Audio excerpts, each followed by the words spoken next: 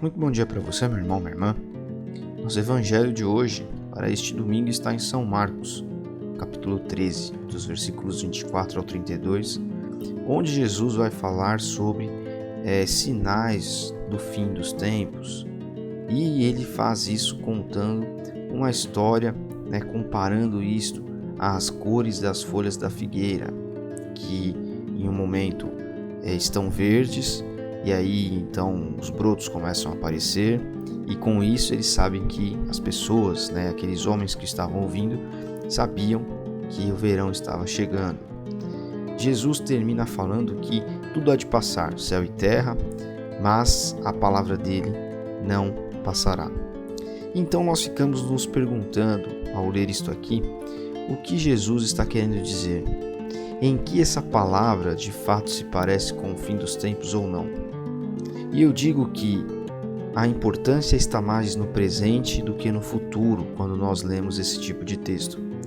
É claro que na igreja evangélica existe sempre aquela mística e aquela busca incessante pelo Apocalipse, pela segunda vinda de Jesus, onde só se fala sobre isso, e só quando se pegam esses textos aqui, o próprio livro do Apocalipse, o foco está sempre no futuro, no porvir, que Jesus está às portas, a qualquer momento ele pode voltar.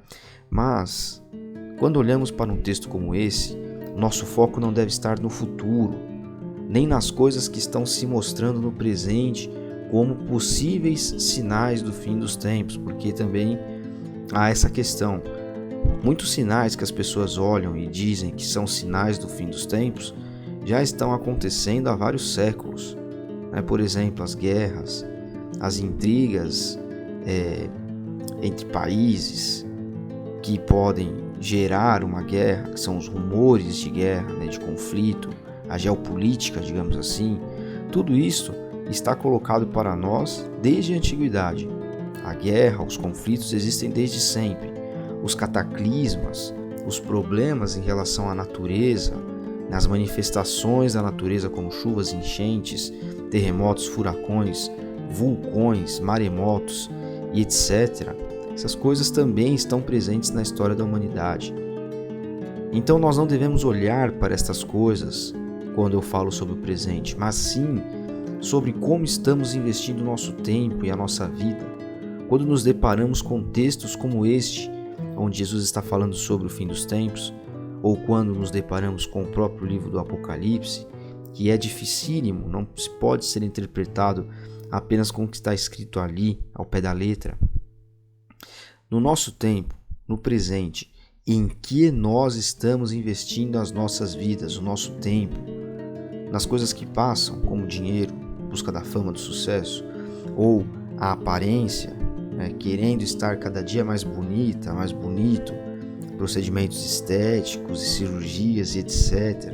Bem-estar físico, então estar malhado, ter uma aparência nas redes sociais de que a vida é agitada, fica aqui colocando aquelas fotos, aquelas coisas, porque deste presente, disto, nós não levaremos nada para o além-vida, para o momento em que fechamos os nossos olhos aqui neste mundo e temos um encontro face a face com Jesus no outro plano, após a morte.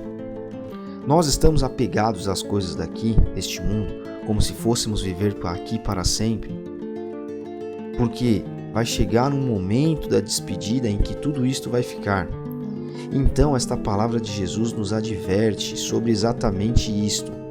Nós estamos investindo o nosso tempo, as nossas energias em quê? Em coisas que são passageiras ou naquele amor que permanecerá? Naquelas sementes de Deus que Cristo nos mostra que devem ser plantadas, os talentos que devem ser aplicados, investidos, para que nós possamos render frutos eternos? Ou nós estamos imergindo em realidades terrenas, tentando imprimir nessas coisas um sinal de eternidade? Então, que a partir do evangelho de hoje nós possamos tirar um conselho em relação a escolhas importantes que fazemos no nosso dia a dia. Nós possamos entender que cada escolha que fazemos em relação ao nosso tempo, a como investimos as nossas energias, ao que queremos fazer, ao que estamos prestando atenção, a qual é o nosso objetivo, nós possamos entender que cada escolha dessa é importante e deve envolver o amor de Jesus. Antes de decidirmos então o que vamos fazer, antes de planejar o que queremos, que nós possamos envolver o amor de Cristo e pensarmos junto com Ele o que devemos fazer, no que devemos aplicar o nosso tempo, as nossas energias. A nossa atenção deve estar fixada em quê? E que possamos então pensar eternamente. E pensar eternamente, pensar em relação à eternidade, não é no sentido apocalíptico, mas sim no sentido do que estamos fazendo que de fato impacta o mundo, impacta a vida das pessoas, impacta a nossa fé e como a nossa fé impacta de fato a nossa realidade e a maneira como nós pensamos. Porque se a nossa mente está vendida para a cultura e os ídolos da nossa época, então precisamos fazer com que a nossa fé mude isto, para que não sejamos sujeitos do nosso tempo. Sujeitos do nosso tempo, que eu quero dizer, da nossa época.